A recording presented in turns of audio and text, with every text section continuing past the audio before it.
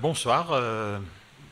Je tiens d'abord à remercier Michel Paranon de m'avoir invité ce soir à venir inaugurer cette nouvelle salle Claude Lefebvre, dont Madame Lefebvre nous fait l'honneur d'être là, pour vous présenter le mouvement donc, les minimalistes américains.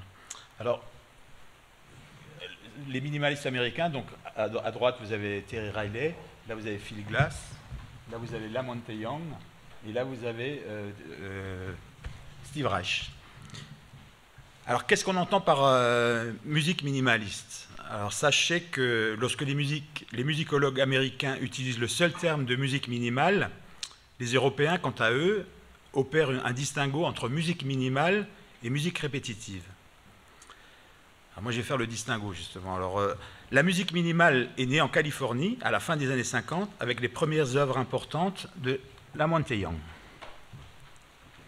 qui a un look hippie un peu, hein, puisque alors justement les minimalistes, c'est un peu comme les rockers des années 70, quoi, enfin des années 60-70. Ils ont un look un peu spécial. Elle est donc née en Californie à la fin des années 50 avec les premières œuvres de Lamonte Young, mais le terme de musique minimale n'a été inventé qu'en 1972 par Michael Nyman, qui est un compositeur. C'est celui qui fait la musique de tous les films de. Comment il s'appelle déjà Peter Greenaway, ouais, voilà. Alors qu'est-ce que la musique minimale? Lamonte Young l'a définie comme étant celle qui est créée par un minimum de moyens. Quant à la musique répétitive, elle est aussi née en Californie avec les premières œuvres de Terry Riley, qu'on l'on voit là, mais elle se développera ensuite surtout avec Steve Reich et Philip Glass. Alors qu'est-ce que la musique répétitive? La meilleure définition est donnée par le compositeur et musicologue Bruno Le Thor, qui l'a décrit comme étant une musique à répétition évolutive. Steve Reich, contrairement à Phil Glass, n'a jamais accepté que l'on parle de musique répétitive à propos de ses œuvres, parce qu'il trouve ça un peu trop réducteur. Alors ce mouvement musical est extrêmement important car il est à l'origine des musiques dites postmodernes, avec des compositeurs à succès comme Arvo Pärt, John Adams, Giaconcelli, ou encore le Polonais Henryk Górecki, dont la 3e symphonie a fait un tube. Alors ce mouvement a également une influence extrêmement importante sur quelques groupes rock, comme le Velvet Underground, ou comme les groupes allemands comme Tangerine Dream, ou Agitation Free, Tangerine Dream, Klaus Schulze, Can, Faust, ou encore le groupe anglais Soft Machine. On va commencer par les précurseurs de la musique minimale, ou minimaliste, je ne sais pas comment on dit, en fait, les deux termes existent. Alors on trouve les prémices de cette musique chez deux compositeurs californiens, Henry Cowell, qui est l'inventeur des fameux tone clusters, c'est des grappes de notes qu'on joue avec la paume de la main ou avec le poing, et Lou Harrison, que voici. Alors on va d'abord écouter Ostinato Pianissimo de Henry Cowell, écrite en 1934.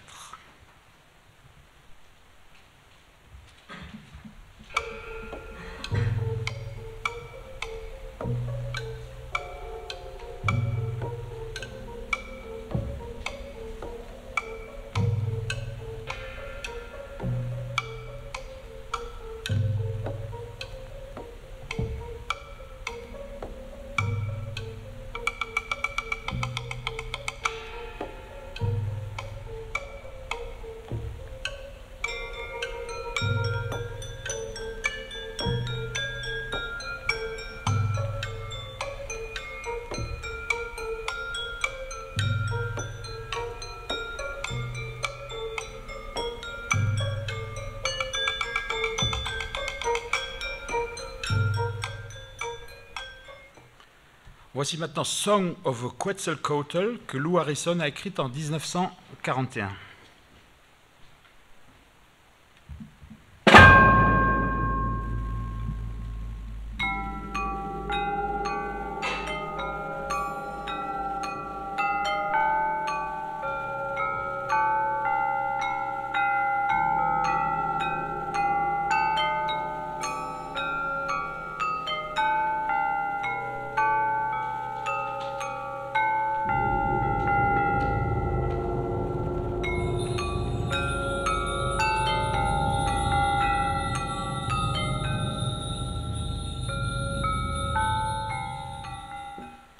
On va maintenant écouter Air in G minor for flute and drone, ce qui veut dire Air en sol mineur pour flûte et drone, composé en 1941 par ce même Lou Harrison.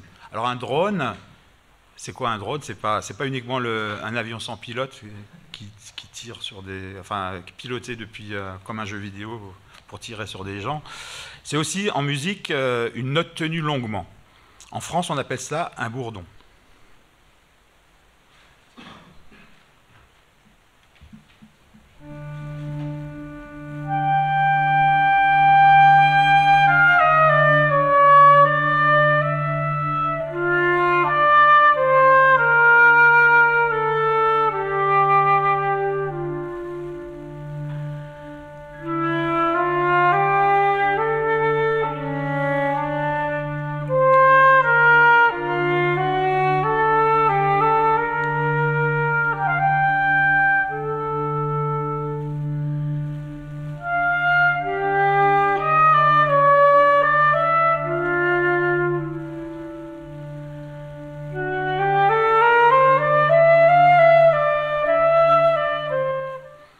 On pourrait évidemment aussi citer l'œuvre minimaliste ultime qui est 4 minutes 33 secondes de John Cage,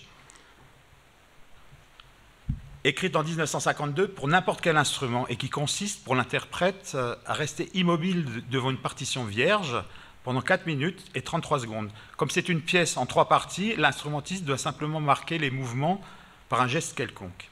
Par exemple, là, on voit David Tudor, le créateur de la pièce, qui, lui, pour marquer les changements de mouvement, baisser ou soulever le couvercle du piano. Alors, il existe d'autres versions.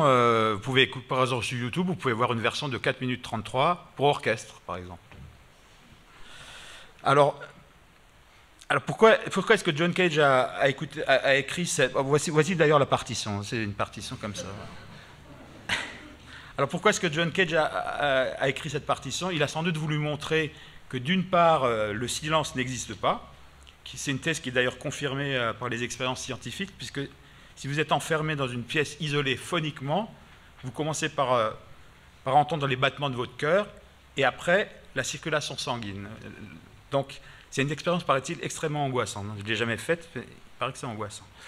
Et d'autre part, tout son peut devenir musique.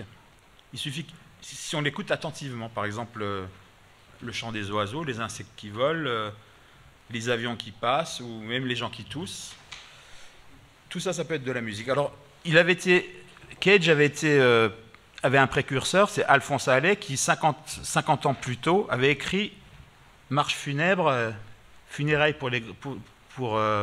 composé pour les funérailles d'un grand homme sourd, dont voici la partition. Alors là, c'est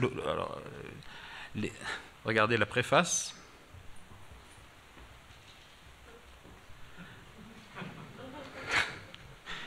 Et voici la partition aussi.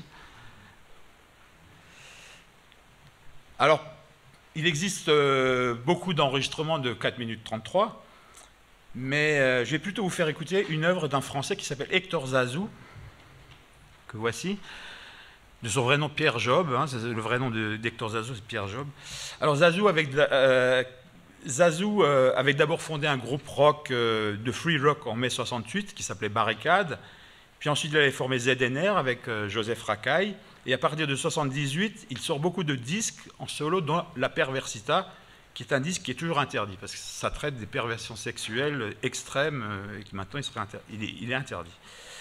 Alors, il devient très connu à partir des années 80, parce que c'est lui qui compose, par exemple, la musique officielle des festivités de la Coupe du Monde de 98, là où la France a gagné. Et on le compare souvent à Peter Gabriel, à Brian Eno, David Byrne, dans sa façon de fusionner les musiques actuelles et les musiques du monde, comme on dit. Alors, voici ce 45 tours qui est sorti donc en 81, qui reprend l'affiche... du deuxième tour de l'élection présidentielle de 81, donc entre Giscard et Mitterrand. Ça, c'est l'affiche officielle de Giscard. La première phase, c'est un discours qui reprend... c'est un discours de Giscard sur fond de disco, mais par contre, la deuxième phase s'appelle « Pensée et Maxime de VGE ». Ça dure 6 minutes 33, et c'est ceci.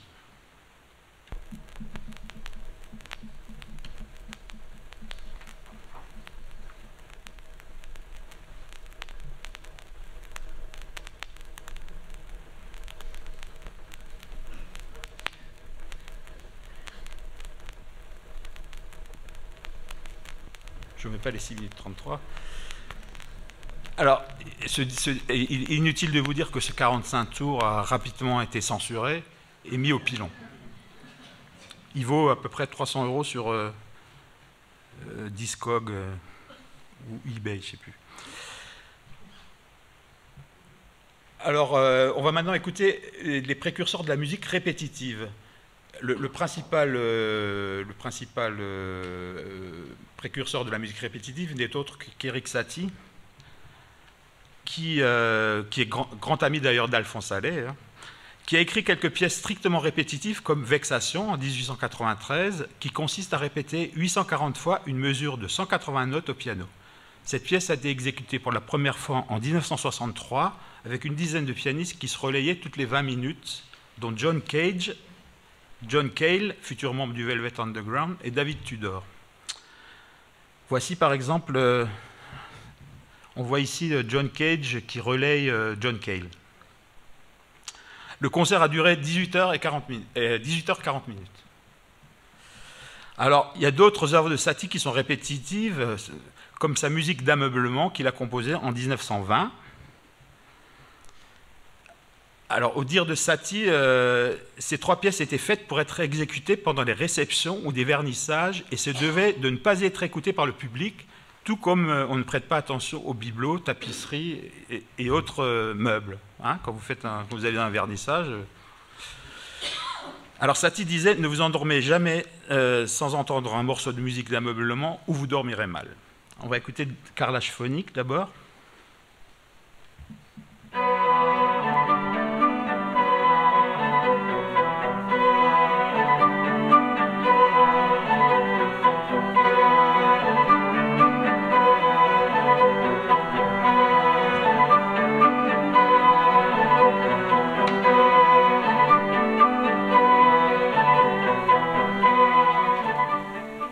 Voici maintenant tenture de cabinet préfectoral.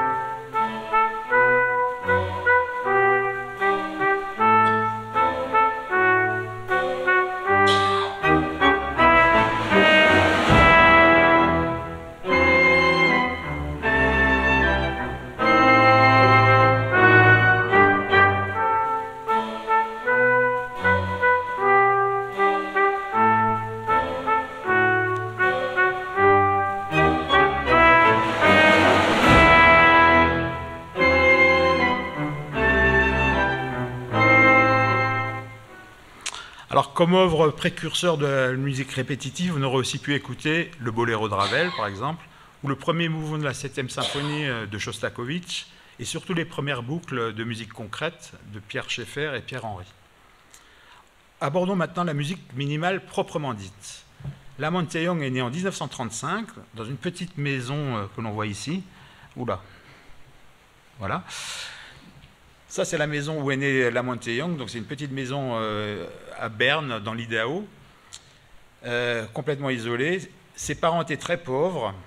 Il raconte qu'il a toujours été fasciné par les sons continus comme le souffle du blizzard, le ronronnement du réfrigérateur ou le bruit continu provoqué par la ligne de haute tension qui passait pas loin de la maison. Alors, une de ses œuvres s'intitulera d'ailleurs « The Second Dream of the High Tension Step-Down Line Transformer from the Four Dreams of China », ce qui signifie « le deuxième rêve de la ligne de haute tension arrivant sur le transformateur des 4 rêves de Chine ». Il poursuit ses études secondaires à Los Angeles, au Los Angeles City College dans les années 50, et joue régulièrement du saxophone. C'est en fait un saxophoniste hors pair qui joue avec Eric Dolphy, entre autres, et Don Cherry. Il découvre également la musique d'Anton Webern, qui devient son idole. C'est d'ailleurs intéressant de noter que ce même Webern est également l'idole des jeunes compositeurs sériels comme Boulez, Stockhausen, Nono, Berio et Maderna, alors que leur musique est en totale opposition avec la future musique minimale. Les œuvres de jeunesse de la Monte-Young ressemblent d'ailleurs beaucoup à celles de Webern. On va On va écouter maintenant la cinquième bagatelle extraite des 6 bagatelles opus 9 pour quatuor à cordes d'Anton Webern.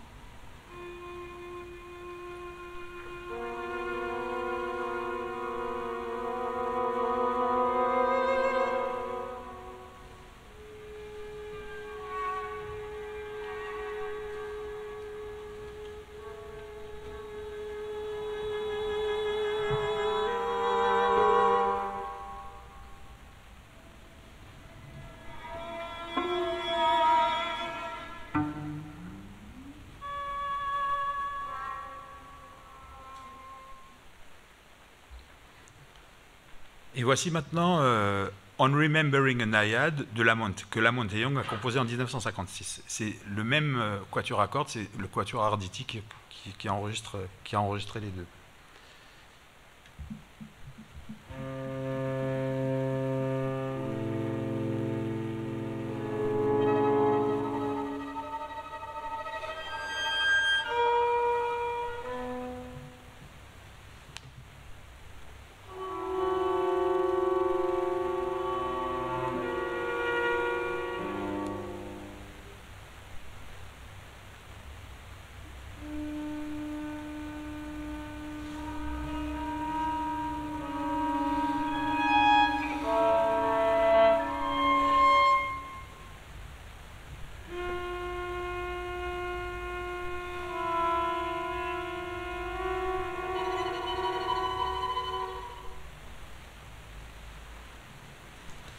En 1957, Lamont et Young est admis à l'UCLA, l'université californienne de Los Angeles, puis à l'université de Berkeley en 1958. Voilà d'ailleurs sa photo de quand il était à l'UCLA, sur sa carte de l'UCLA. À Berkeley, il suit des cours de composition avec d'anciens élèves de Schoenberg, comme Seymour Schifrin. On lui fait également découvrir des musiques extra-européennes, comme le gagaku japonais,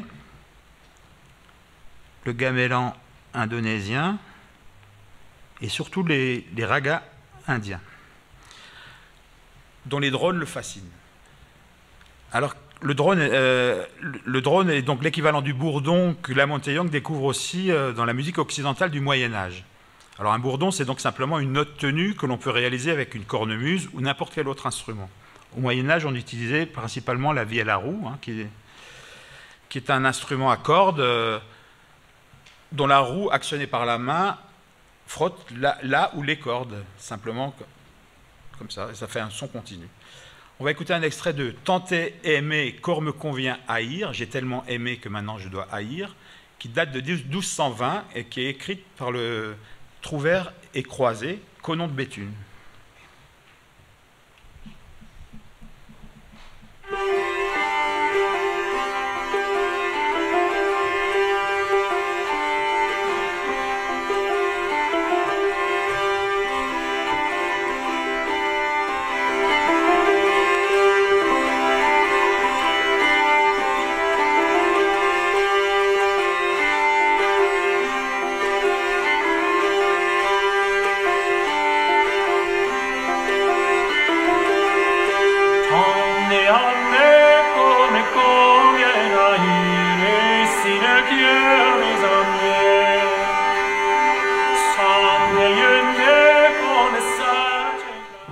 Voici maintenant Qui-ne-roi, autre déport, qui n'aurait d'autre joie, composé en 1356 par Guillaume de Machaut, qui est l'un des derniers trouvères et qui est père de ce qu'on appelle l'Ars Nova.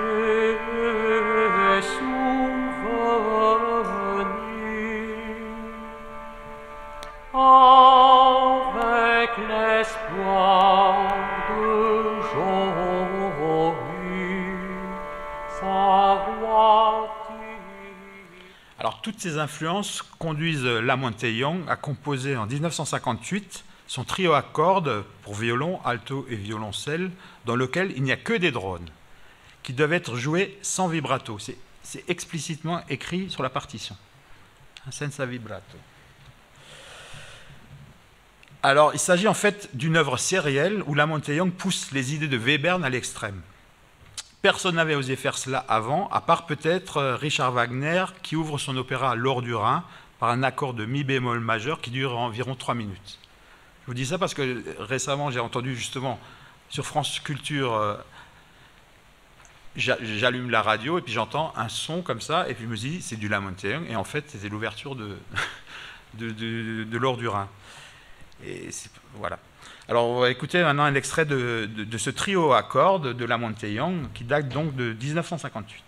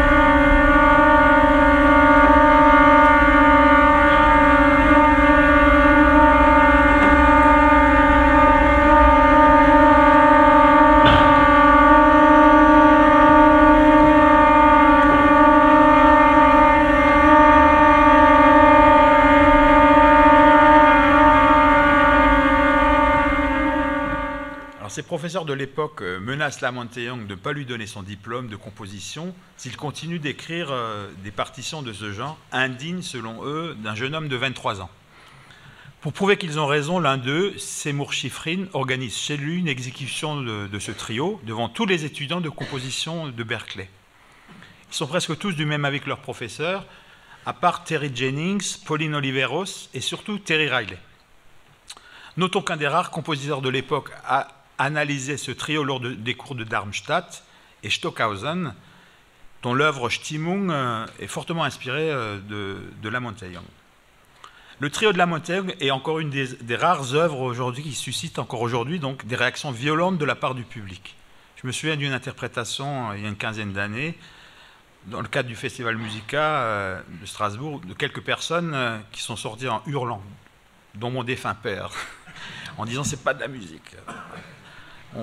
On voit de moins en moins ce genre de réaction.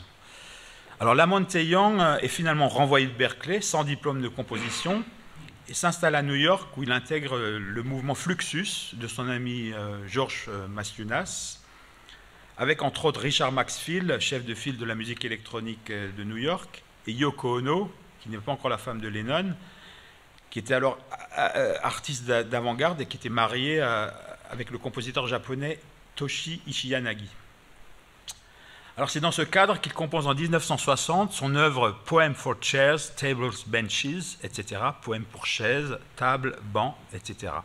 On va écouter John Cage nous parler de cette œuvre. J'ai reçu de lui des lettres et des manuscrits de son œuvre. Et j'étais très frappé par un œuvre. C'était le poème pour table, chaise et benches. Et avec des autres musiciens, je l'ai exécuté à New York. À ce moment, Lamonte Young habite à San Francisco. Mais le poème pour table, chaise et banque était bien décrit par lui et il a donné la méthode par laquelle on peut décider le temps de bouger les chaises et les tables. Quand j'ai entendu cela, j'étais frappé parce que personne avait fait une œuvre à la fois simple et complexe. j'avais l'expérience d'entendre de musique qui a changé la manière dans laquelle j'entends n'importe quoi. C'était la même chose que le microscope. Après avoir vu quelque chose par microscope, on voit même sans microscope différemment. On va écouter justement un petit extrait de cette composition, Poem for Tables, Chairs, Tables and Benches, etc.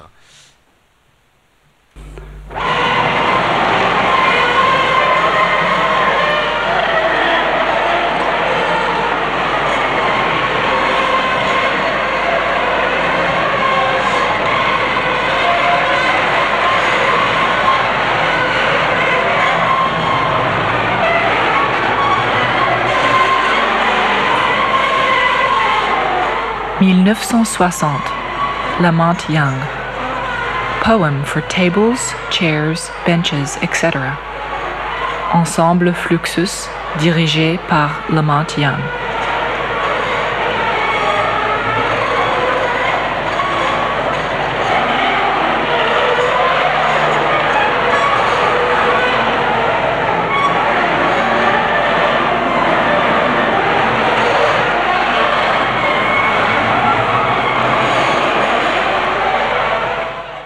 Alors, il me semble que John Cage avait fait, lors des rencontres de musique contemporaine de Claude Lefebvre, Ingeborg pourra vous en dire un peu plus là-dessus, je crois que John Cage a essayé de faire ça aux gens à la gare de Metz, et sauf qu'ils n'ont pas bien compris, et ils ont fait des conneries, ils ont tapé avec la chaise, enfin, ils n'ont pas simplement frotté, quoi.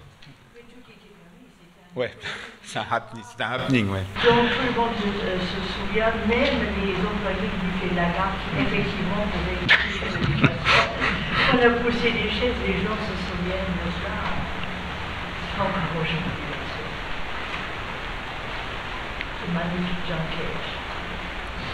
Alors Lamont Young en 62, il fonde le Theatre of Eternal Music avec le violoniste Tony Conrad, le percussionniste Angus MacLise, alors voilà, ça c'est donc Lamont Young, le percussionniste Angus MacLise, la plasticienne qui est aussi son épouse, Marianne Zazzila, que l'on voit ici avec Lamont Young.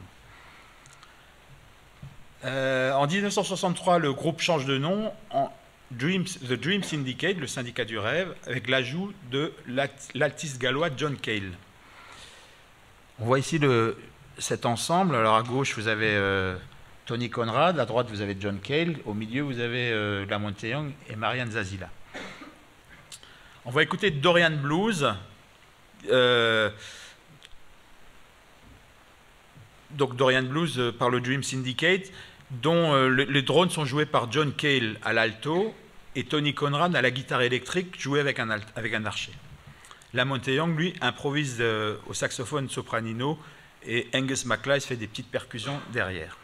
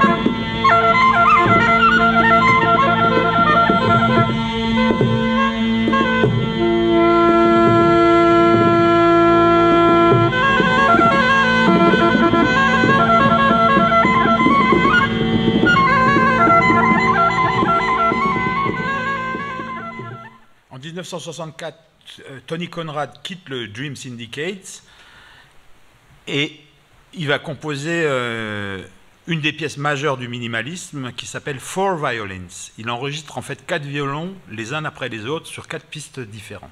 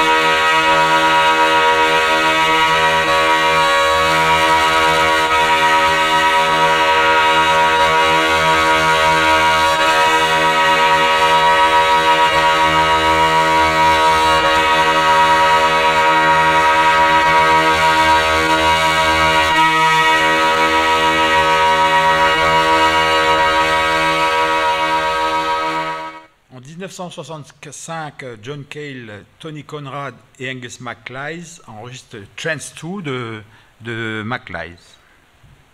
Alors MacLise, c'est celui qui est à gauche, là.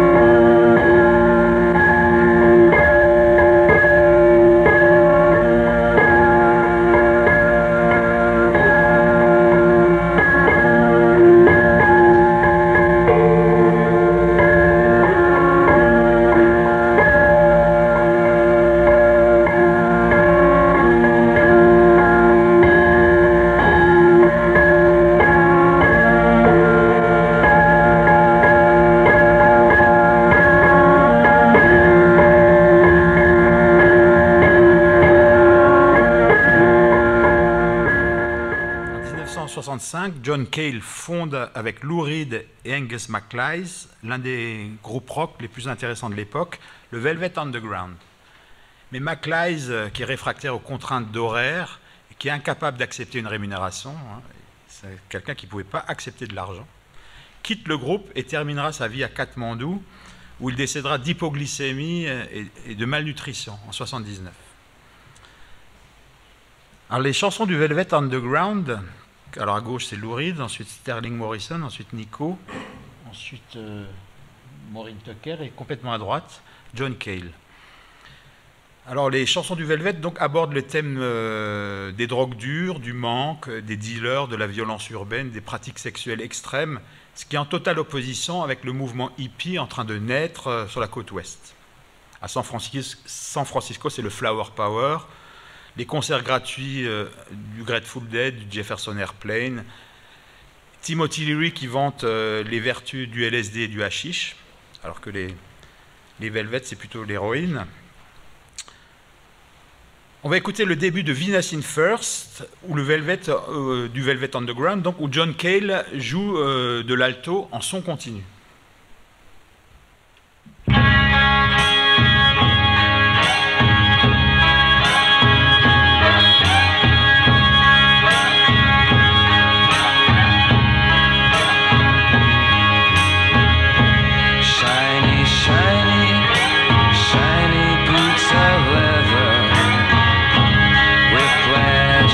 Child in the dark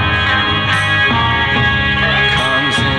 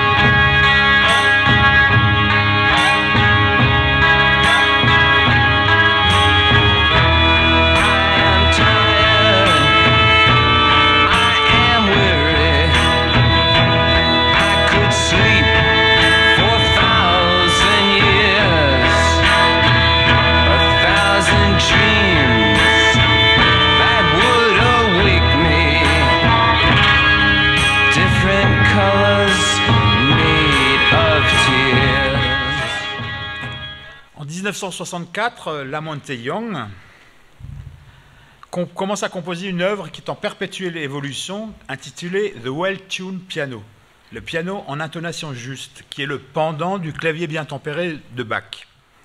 Dans le tempérament égal, l'unité de base est le demi-ton, ainsi entre un Do et le Do suivant, il y a exact 12 demi-tons strictement égaux. L'intervalle entre le Do et le Do dièse est égal à l'intervalle entre Do dièse et Ré, qui est égal à l'intervalle entre Ré et Ré dièse, etc. Le rapport entre les fréquences de ces deux notes successives est toujours le même. Il est d'ailleurs égal à un nombre irrationnel qui vaut racine douzième de 2. Le tempérament égal permet de moduler, c'est-à-dire de changer de tonalité sans que ça sonne trop faux. C'est peut-être pour ça qu'on a l'impression que les pianistes font souvent des contorsions complètement inutiles pour baisser ou pour essayer de monter ou de descendre un petit peu la note qu'ils sont en train de faire. L'intonation juste, la just intonation, comme disent les Américains, est un système basé sur les intervalles harmoniques, sur la succession naturelle des harmoniques d'un son. Le rapport entre la fréquence de la deuxième harmonique d'un son et la fréquence de la note fondamentale vaut 2 sur 1 et correspond à l'octave.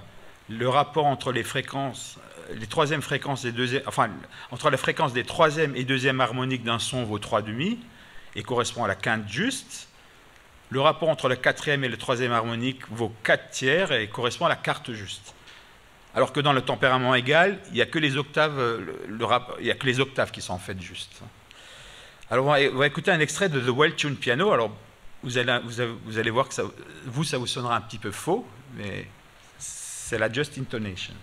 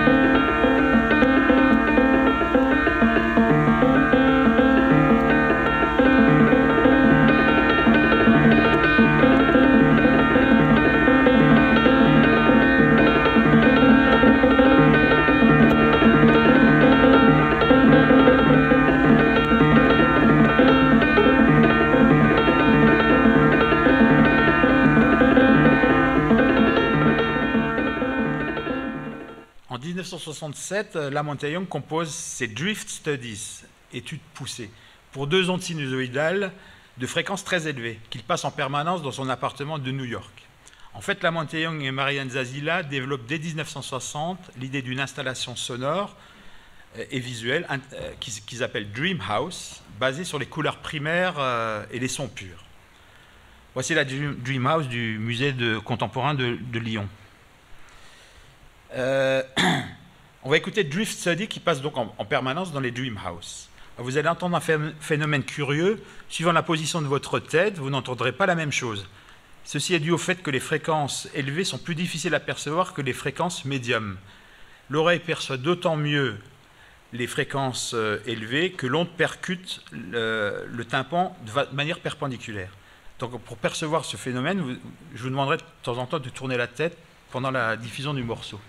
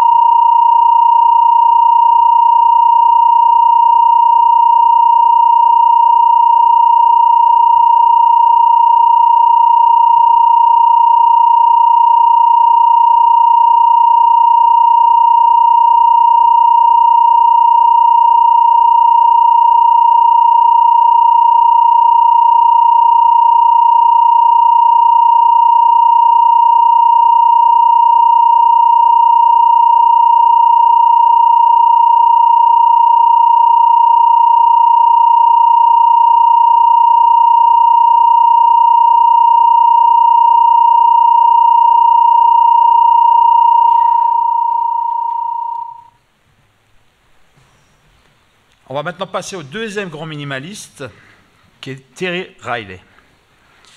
Terry Riley est né en 1935 à Colfax, en Californie. Il étudie le piano et découvre le jazz.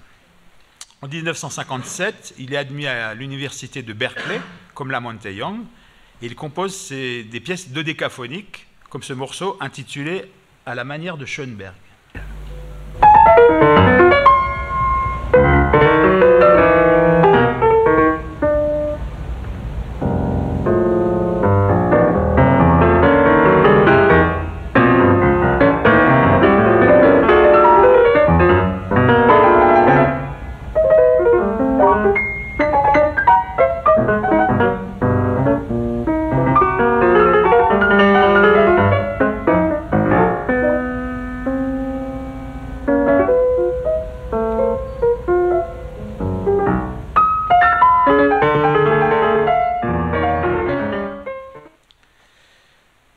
Il rencontre ensuite Lamonte Young et découvre la musique pour bande magnétique.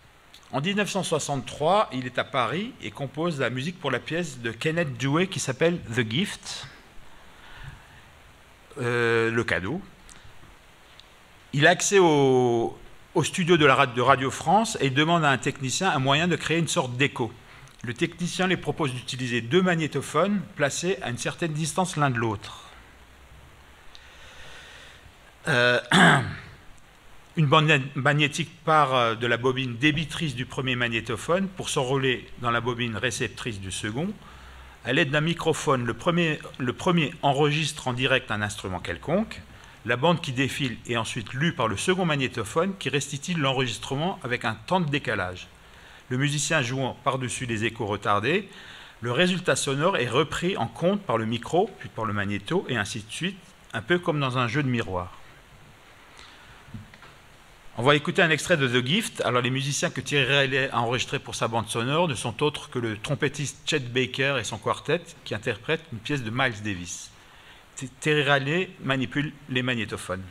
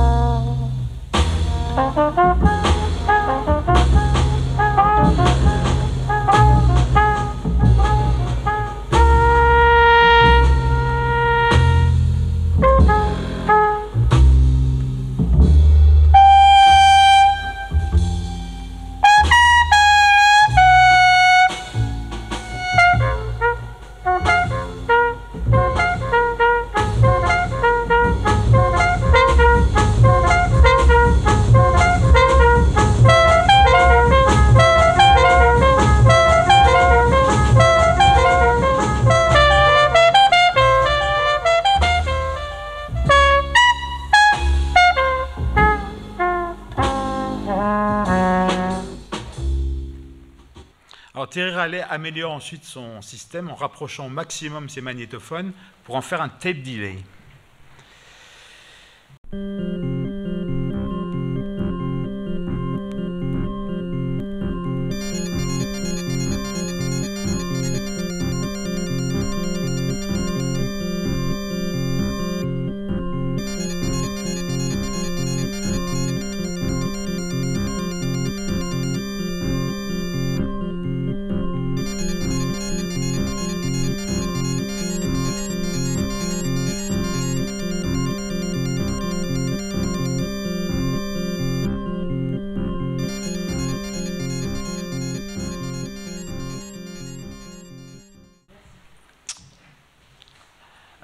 Bonsoir. Je tiens d'abord à remercier Michel Paranon de m'avoir invité ce soir à venir inaugurer cette nouvelle salle Claude Lefebvre, dont Madame Lefebvre nous fait l'honneur d'être là, pour vous présenter le mouvement, donc les minimalistes américains. Alors, les minimalistes américains, donc à droite vous avez Terry Riley, là vous avez Phil Glass, là vous avez Lamonte Young, et là vous avez Steve Reich. Alors qu'est-ce qu'on entend par musique minimaliste? Alors sachez que lorsque les musicologues américains utilisent le seul terme de musique minimale, les Européens, quant à eux, opèrent un distinguo entre musique minimale et musique répétitive. Alors moi, je vais faire le distinguo, justement. Alors, la musique minimale est née en Californie, à la fin des années 50, avec les premières œuvres importantes de Lamonte Young, qui a un look hippie un peu, hein, puisque, alors, justement, les minimalistes, c'est un peu comme les rockers des années 70, quoi, enfin, des années 60-70. Ils ont un look un peu spécial. Elle est donc née en Californie à la fin des années 50 avec les premières œuvres de Lamonte Young, mais le terme de musique minimale n'a été inventé qu'en 1972 par Michael Nyman, qui est un compositeur. C'est celui qui fait la musique de tous les films de. Comment il s'appelle déjà Peter Greenaway, ouais, voilà. Alors qu'est-ce que la musique minimale? Lamonte Young l'a définie comme étant celle qui est créée par un minimum de moyens. Quant à la musique répétitive, elle est aussi née en Californie avec les premières œuvres de Terry Riley, qu'on l'on voit là, mais elle se développera ensuite surtout avec Steve Reich et Philip Glass. Alors qu'est-ce que la musique répétitive? La meilleure définition est donnée par le compositeur et musicologue Bruno Le Thor, qui l'a décrit comme étant une musique à répétition évolutive. Steve Reich, contrairement à Phil Glass, n'a jamais accepté que l'on parle de musique répétitive à propos de ses œuvres, parce qu'il trouve ça un peu trop réducteur. Alors ce mouvement musical est extrêmement important car il est à l'origine des musiques dites postmodernes, avec des compositeurs à succès comme Arvo Pärt, John Adams,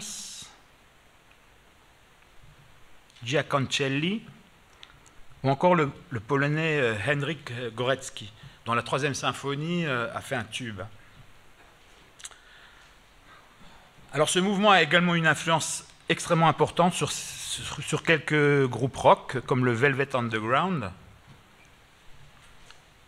ou comme les groupes allemands comme Tangerine Dream, Agitation Free, Tangerine Dream, Klaus Schulze, Can, Faust, ou encore le groupe anglais Soft Machine. On va commencer par les précurseurs de la musique minimale, ou minimaliste, je ne sais pas comment on dit, en fait, les deux termes existent. Alors on trouve les prémices de cette musique chez deux compositeurs californiens, Henry Cowell, qui est l'inventeur des fameux tone clusters, c'est des grappes de notes qu'on joue avec la paume de la main ou avec le poing, et Lou Harrison, que voici.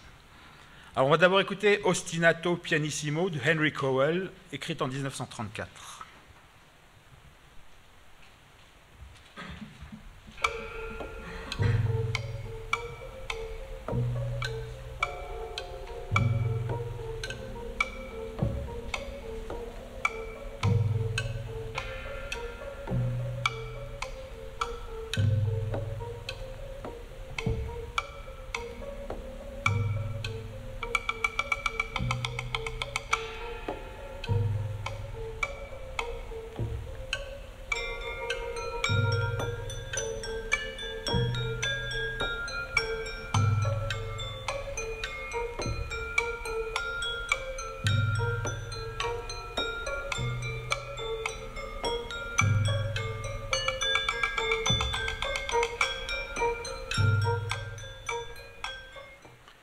Voici maintenant Song of Quetzalcoatl que Lou Harrison a écrite en 1941.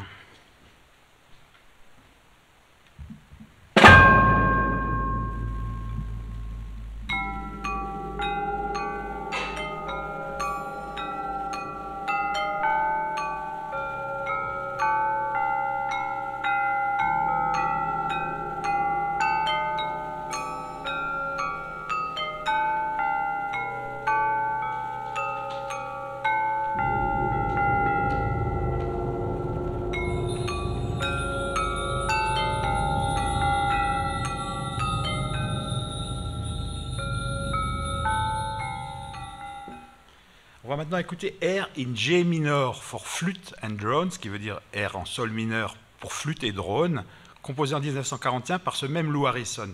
Alors un drone, c'est quoi un drone? C'est pas uniquement un avion sans pilote qui tire sur des... Enfin, piloté depuis comme un jeu vidéo pour tirer sur des gens.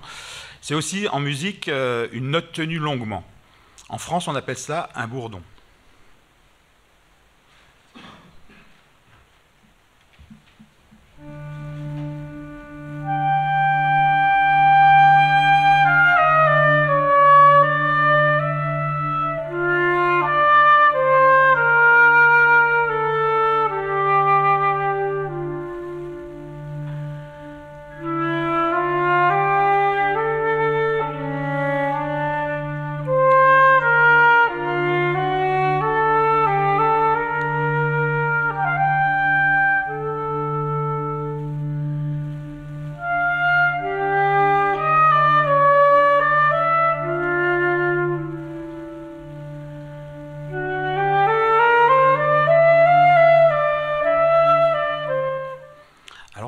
Évidemment aussi citer l'œuvre minimaliste ultime qui est 4 minutes 33 secondes de John Cage,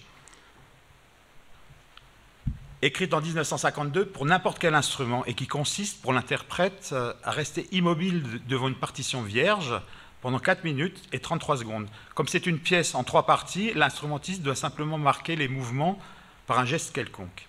Par exemple, là on voit David Tudor, le créateur de la pièce, qui lui, pour marquer les changements de mouvement, baisser ou soulever le couvercle du piano.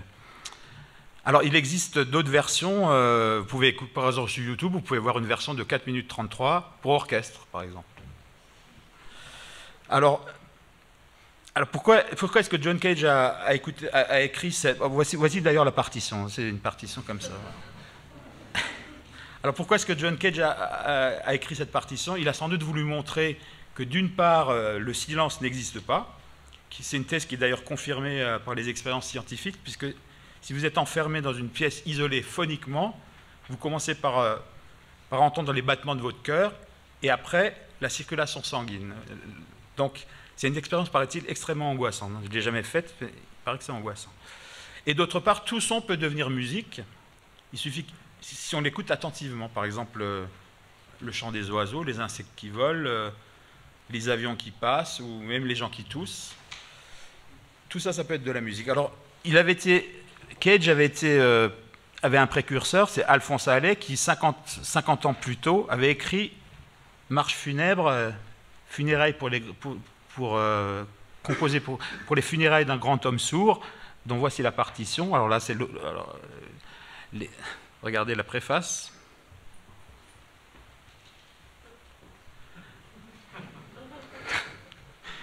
Et voici la partition aussi. Alors, il existe beaucoup d'enregistrements de 4 minutes 33, mais je vais plutôt vous faire écouter une œuvre d'un Français qui s'appelle Hector Zazou, que voici. De son vrai nom Pierre Job, hein, le vrai nom d'Hector Zazou, c'est Pierre Job. Alors Zazou avait d'abord fondé un groupe rock de free rock en mai 68 qui s'appelait Barricade, puis ensuite il avait formé ZNR avec Joseph Racaille, et à partir de 78, il sort beaucoup de disques en solo, dont La Perversità, qui est un disque qui est toujours interdit, parce que ça traite des perversions sexuelles extrêmes, et que maintenant il est interdit. Alors, il devient très connu à partir des années 80, parce que c'est lui qui compose, par exemple, la musique officielle des festivités de la Coupe du Monde de 98, là où la France a gagné. Et on le compare souvent à Peter Gabriel, à Brian Eno, David Byrne, dans sa façon de fusionner les musiques actuelles et les musiques du monde, comme on dit. Alors, voici ce 45 tours qui est sorti donc en 81, qui reprend l'affiche du deuxième tour de l'élection présidentielle de 81, donc entre Giscard et Mitterrand. Ça, c'est l'affiche officielle de Giscard. La première phase, c'est un discours qui reprend... c'est un discours de Giscard sur fond de disco, mais par contre, la deuxième phase s'appelle « Pensée et Maxime de VGE ». Ça dure 6 minutes 33, et c'est ceci.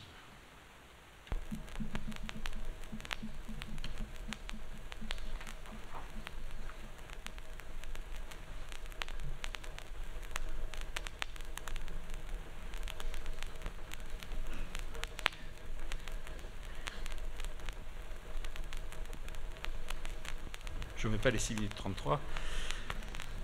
Alors, inutile de vous dire que ce 45 tours a rapidement été censuré et mis au pilon. Il vaut à peu près 300 € sur Discog ou eBay, je ne sais plus.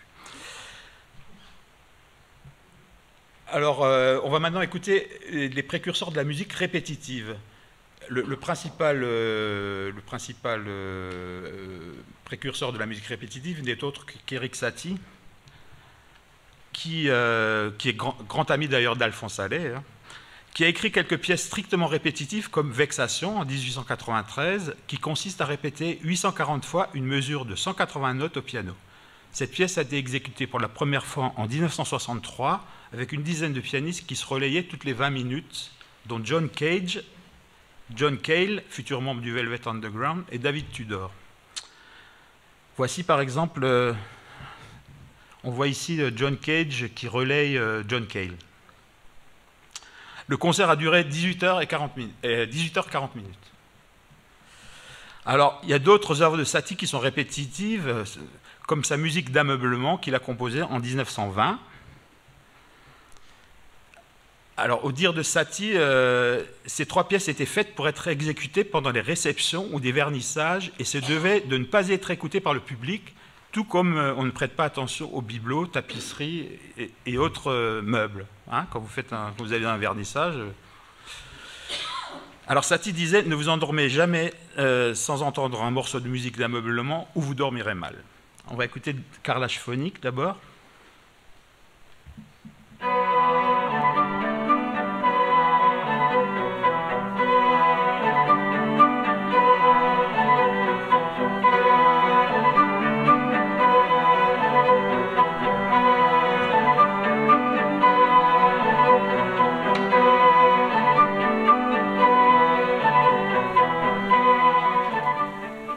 Voici maintenant tenture de cabinet préfectoral.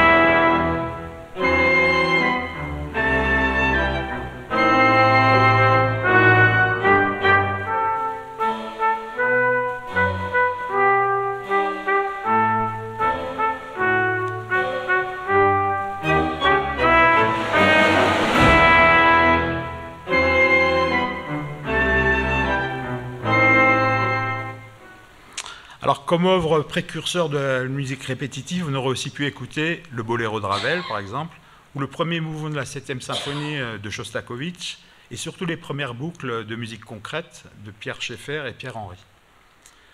Abordons maintenant la musique minimale proprement dite. La Monte-Young est née en 1935 dans une petite maison que l'on voit ici. Oula, voilà. Ça, c'est la maison où est née la Monte-Young. Donc, c'est une petite maison à Berne, dans l'Idaho, complètement isolée. Ses parents étaient très pauvres. Il raconte qu'il a toujours été fasciné par les sons continus comme le souffle du blizzard, le ronronnement du réfrigérateur ou le bruit continu provoqué par la ligne de haute tension qui passait pas loin de la maison.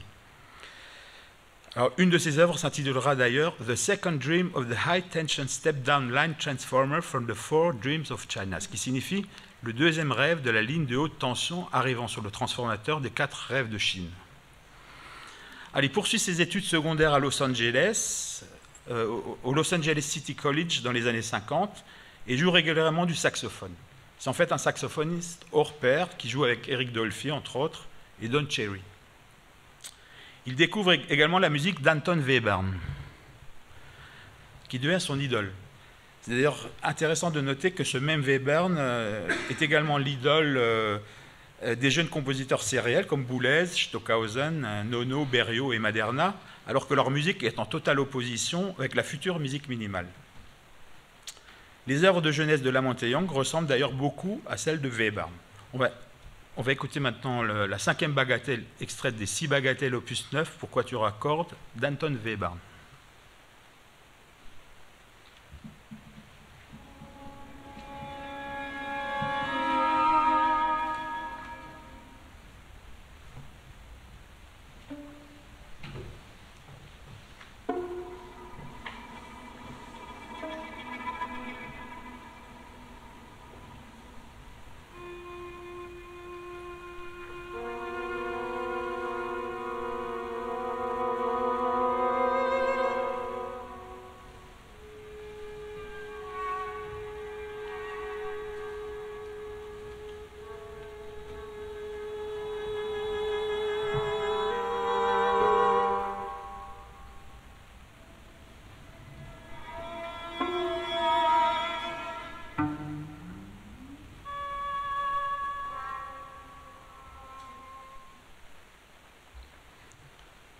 Et voici maintenant On Remembering a Naiad de Lamont, que Lamont et Young a composé en 1956. C'est le même quatuor à cordes, c'est le quatuor Arditi qui a enregistré les deux.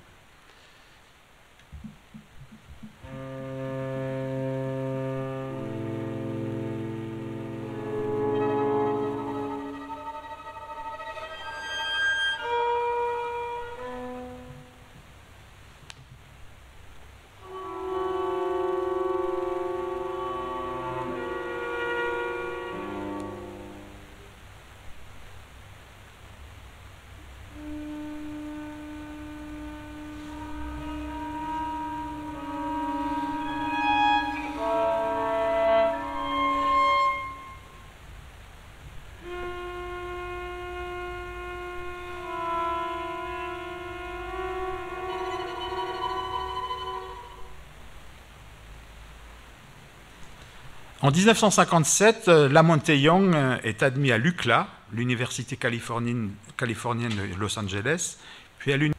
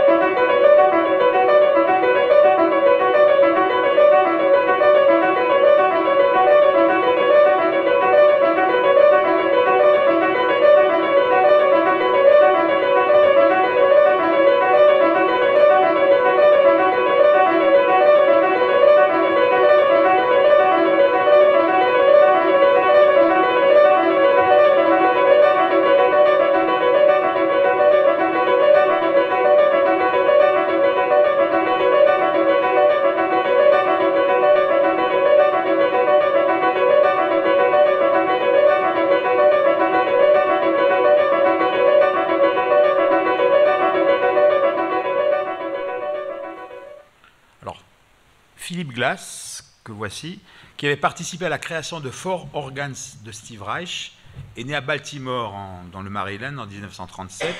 Il suit des études de maths et de philo à l'université de Chicago, puis rentre à la Juilliard School of Music, comme Steve Reich.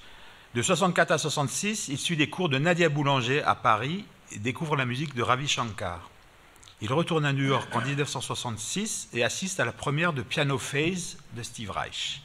Il compose ses premières musiques répétitives en 67-68 et donne son premier concert à la Cinémathèque de Jonas Mekas à New York. La technique de Phil Glass est différente des notes de celle de ses comparses, différente des notes tenues de Lamont et Young, du tape delay de Terry Riley et du déphasage progressif de Steve Reich. Glass procède en fait par addition ou soustraction. Il écrit par exemple un motif de 7 notes, puis répète plusieurs fois ce motif, amputé ou additionné d'une ou plusieurs notes. Do, ré, mi, fa, sol, la, si, do, ré, mi, fa, sol, la, si, do, ré, mi, fa, sol, la, si, do, ré, mi, fa, sol, la, si, do, ré, mi, do, ré, mi, do, ré, mi, do, ré, mi, do, ré, mi, fa, do, ré, mi, fa, do, ré, mi, fa, sol, et, enfin, voilà. Donc il n'y a pas de barre de mesure. Hein. Alors, on va écouter un extrait de Contrary Motion, dont voici la partition. Alors pourquoi contrary motion? Quand la main droite monte, la main gauche descend et vice-versa. Vous voyez qu'il n'y a pas de barre de mesure. Hein. Voici donc Music in Contrary Motion de Philippe Glass.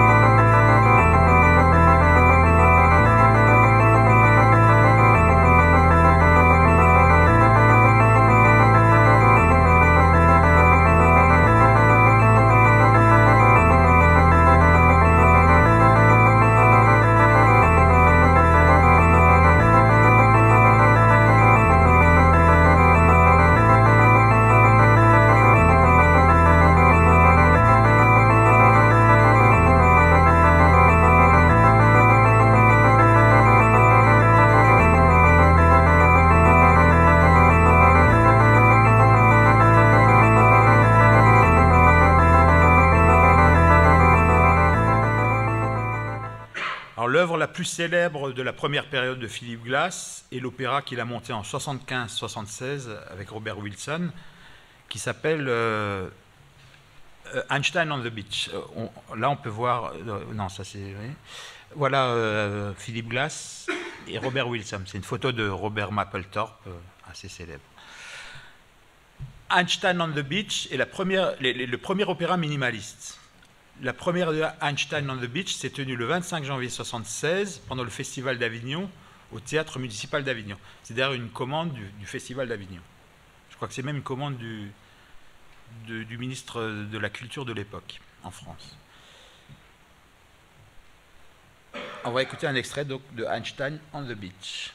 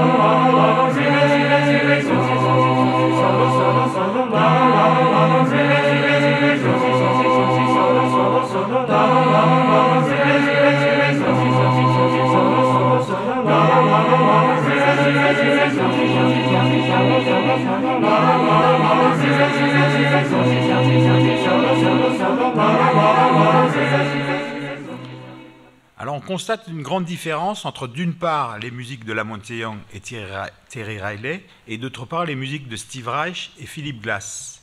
Chez Reich et Glass, tout est prédéterminé. Chez Young et Riley, il existe encore une part d'improvisation et de hasard. Alors, chez Reich et Glass, on reconnaît les angles droits, les rues géométriques et le côté dur de la ville de New York. Chez Riley et Young, on ressent plus la douceur de vivre de la côte ouest, plus cool que ceux de la côte est. Cette différence se retrouve aussi dans le rock entre les groupes de la côte est, comme le Velvet Underground, et ceux de la côte ouest, comme les Beach Boys, les Jefferson Airplane et les Grateful Dead.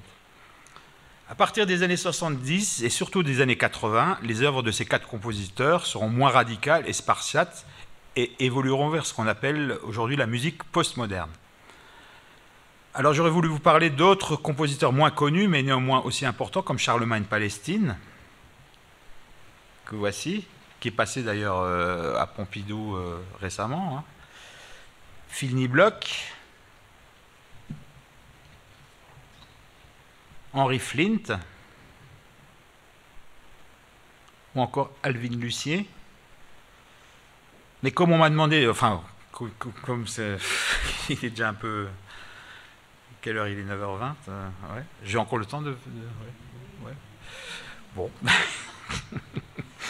Alors on va passer je vais vous passer quand même quelques extraits de ces trois compositeurs avant de terminer par deux extraits complets d'œuvres de Moondog et je sais plus. Le dernier, c'est quoi déjà? Oui, c'est...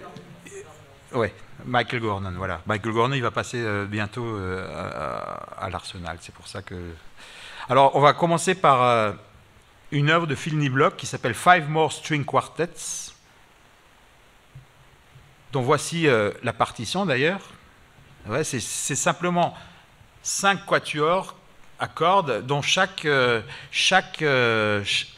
la partition, ça consiste simplement à marquer le temps à gauche et puis les fréquences que les instrumentistes doivent jouer. Hein, par exemple, le violon du premier quatuor doit faire une fréquence de 370 pendant 1 minute, puis de 828, enfin, etc. Voilà. Donc ils ont des guides dans l'oreille ils ont un micro dans l'oreille, enfin une oreillette pour retrouver la hauteur du son qu'ils doivent faire.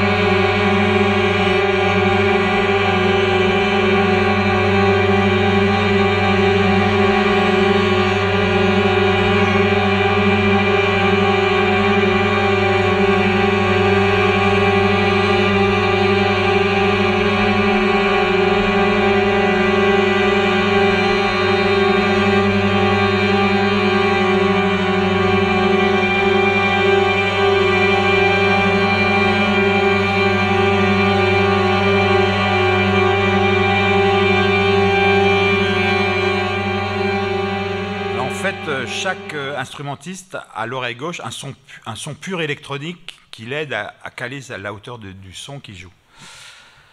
On va maintenant écouter un petit extrait de Jamaica Heineken's in Brooklyn que Charlemagne Palestine a composé en 1998.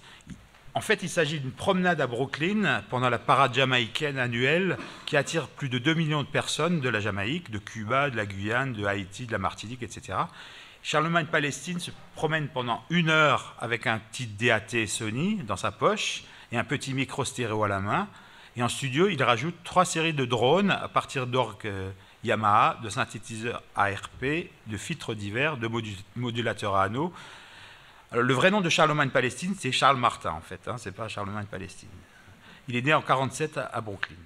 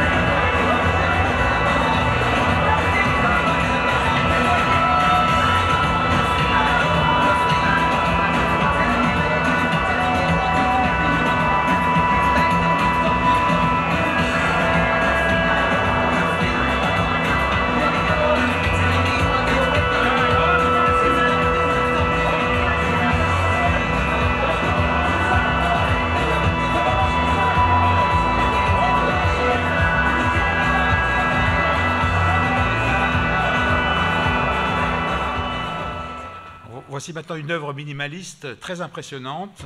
Il s'agit de I Am Sitting in a Room, Calvin Lussier, a présenté pour la première fois en 1969. Il s'enregistre en train de dire « I am sitting in a room different from the one you are in now ». Je suis assis sur une pièce différente de celle où vous vous trouvez maintenant.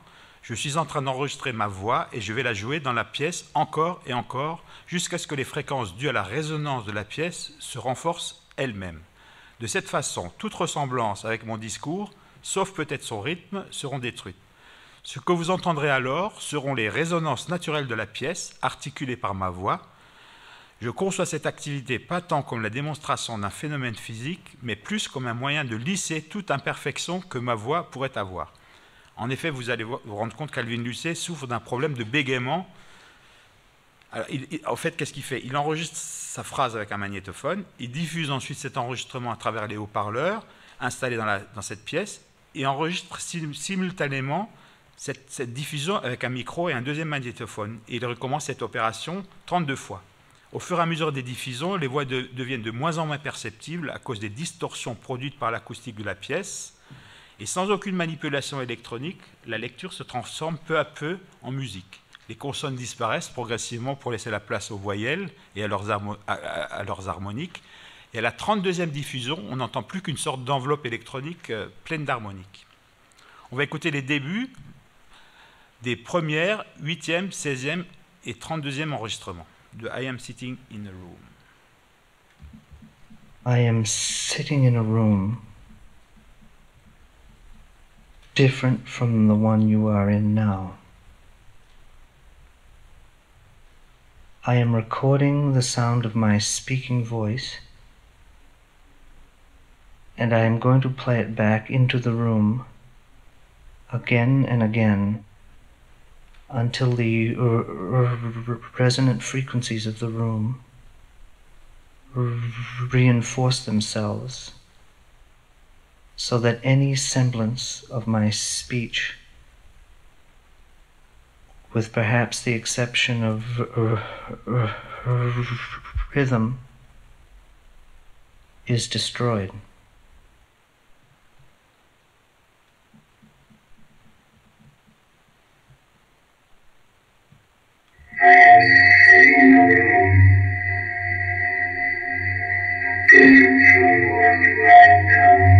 Ça, c'est la 8e.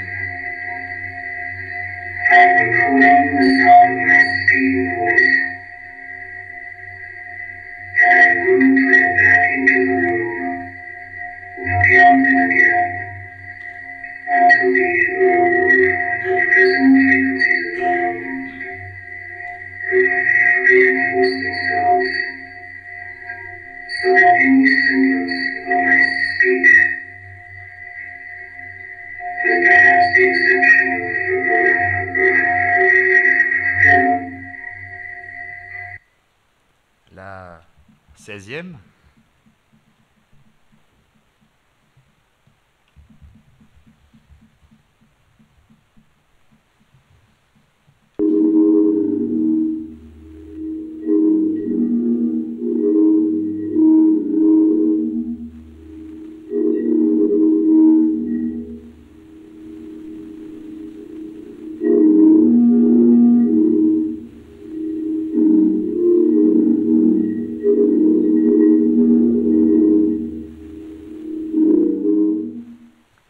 Et la dernière.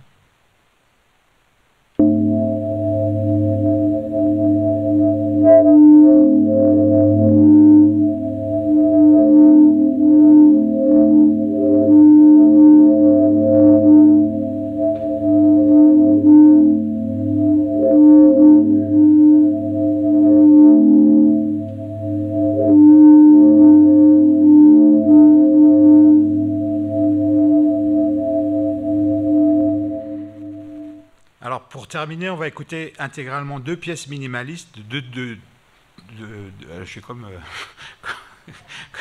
Alvin Lussier, j'ai commencé à bégayer. Alors, donc on va écouter deux pièces intégralement de la première de Moondog, qui sera au programme donc, cette année, enfin interprétée évidemment par d'autres musiciens. Alors, Moondog, que voici, ça c'est I am sitting in a room. Moondog, le voilà. Donc, son vrai nom, c'est Louis Thomas Harding. En fait, Harding avec un G, mais comme son père était le cousin du hors-la-loi John Wesley Harding, celui-ci a préféré supprimer le G de son nom. Moondog est un compositeur américain né à Memphis en 1916, dans le Kansas, à Marysville. En 1932, une explosion de dynamite le rend définitivement aveugle. Dans une école pour aveugles, il apprend le piano, l'orgue, le violon, la composition et l'harmonie. En 1944, il va à New York et passera 30 ans dans cette ville, la plupart du temps dans les rues où il fait la manche en écoutant les bruits qu'il inspire pour ses improvisations. Il enregistre plusieurs disques chez Prestige, une marque de jazz à la fin des années 50, puis restera pratiquement une décennie sans enregistrer quoi que ce soit, jusqu'à ce que Leonard Bernstein le rencontre par hasard sur la 6e avenue, où il avait l'habitude de se promener déguisé en Thor, le dieu nordique. C'est le boulevard qui donne sur les Twin Towers, qui n'existent plus. C'est grâce à Bernstein que Moondog enregistre 2 disques pour Columbia. On va écouter Nero's Expedition, qui est extrait d'un de ces 2 albums.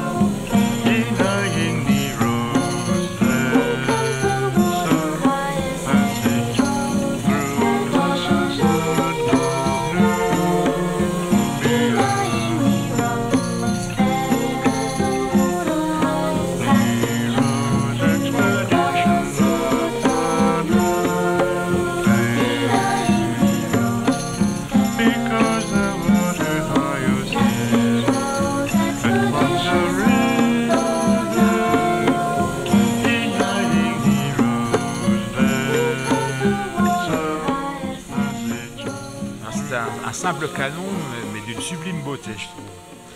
Alors, l'ensemble contemporain, l'ensemble qui s'appelle le Cabaret Contemporain donnera un concert en hommage à Moondog le 29 janvier 2014 à la grande salle de l'Arsenal, je crois. On va terminer avec Michael Gordon, dont on pourra entendre une œuvre dans quelques jours, parce que je sais plus. Alors, on va écouter Industry, composée par Michael Gordon en 1993. C'est une pièce pour violoncelle seul qui commence de manière très minimale et classique, mais qui évolue avec la transformation des sons sous l'effet des pédales d'effet qu'on utilise généralement dans le rock. À la fin, on dirait du Sonic Youth. Cette pièce a été écrite spécialement pour Maya Beiser, la violoncelliste de l'ensemble Bang on a Ken, qui jouera donc le 27 septembre prochain à l'Arsenal. Pendant la durée de la pièce, je vais vous passer un diaporama, d'autres photos de pochettes, un petit peu psychédélique parce que ça va un peu tourner dans tous les sens, et au cas où vous vous ennuieriez. Mais ce qui m'étonnerait, parce que comme disait John Cage, en rappelant un précepte bouddhiste zen, si quelque chose ennuie au bout de 2 minutes, essayez 4, si l'ennui persiste, essayez 8, 16, 32, et ainsi de suite. On finit par découvrir qu'il n'y a pas d'ennui du tout, mais vif intérêt.